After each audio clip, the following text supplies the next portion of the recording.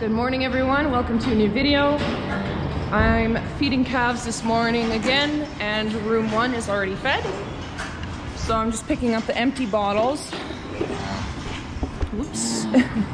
Milkshake. Hi. It's all done. Just picking up the empty bottles from everyone.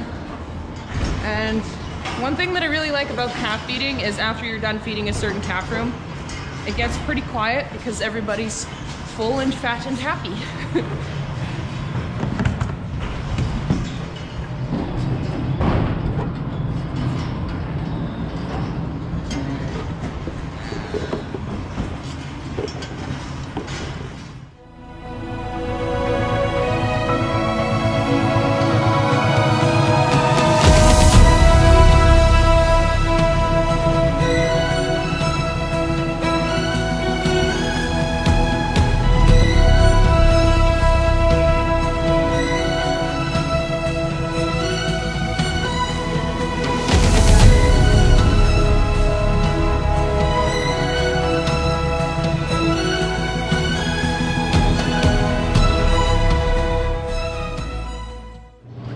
So that little montage there is just to show you guys what some of the calves do after they're done drinking their milk.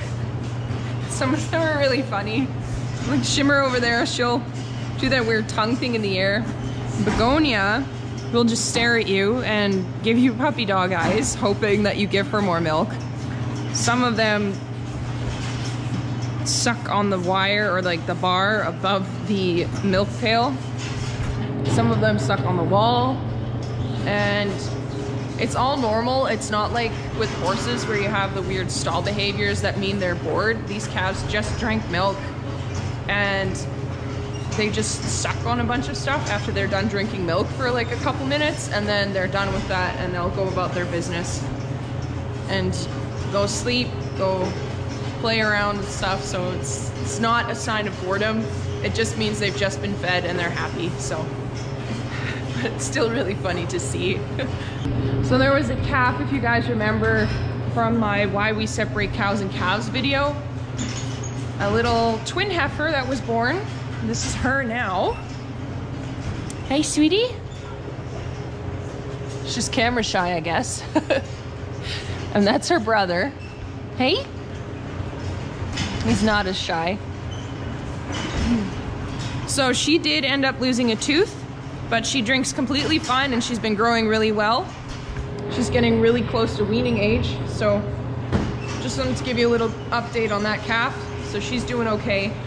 But since she's a twin and her twin was a bull calf, we can't use her for breeding.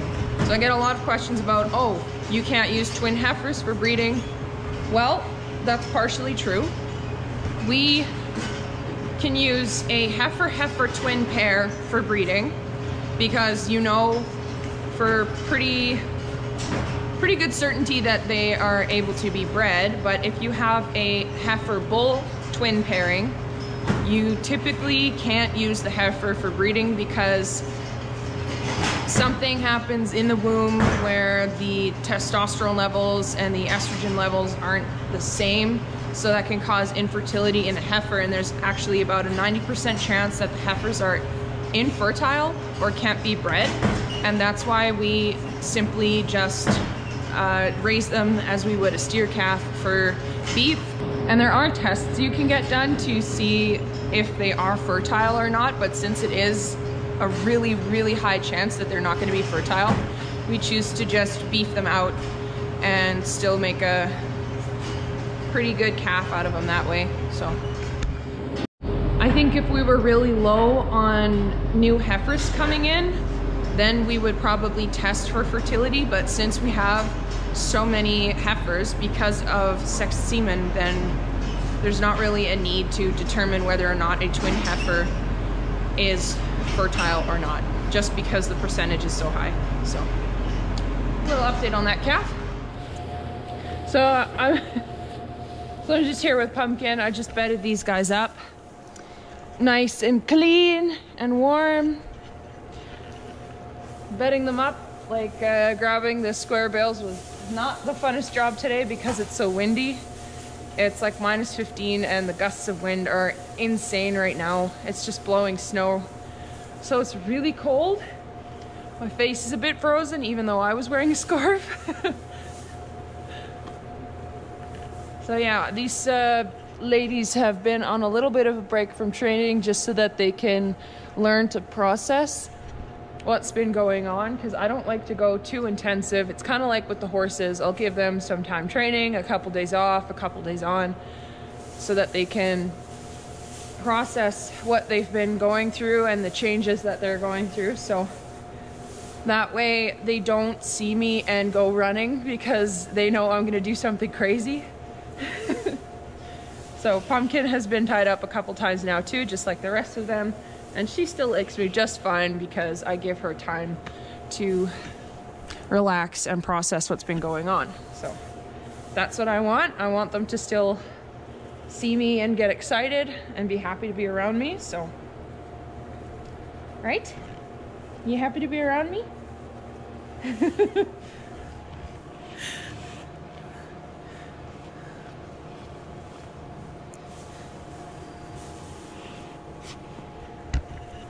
I'll get the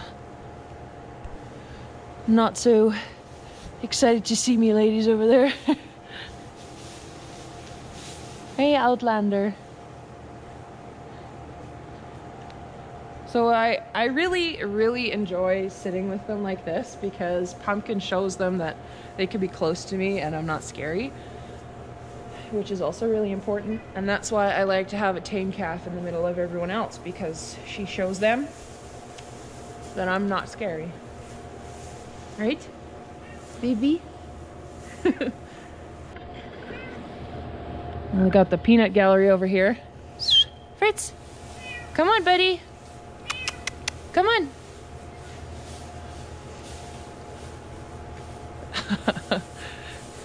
Ooh! She just bit him! Birdie! Why'd you do that? Jeez. Well, you heard it here first, folks. Birdie's an animal. Come here, you. I'm not gonna bite you like Birdie. No?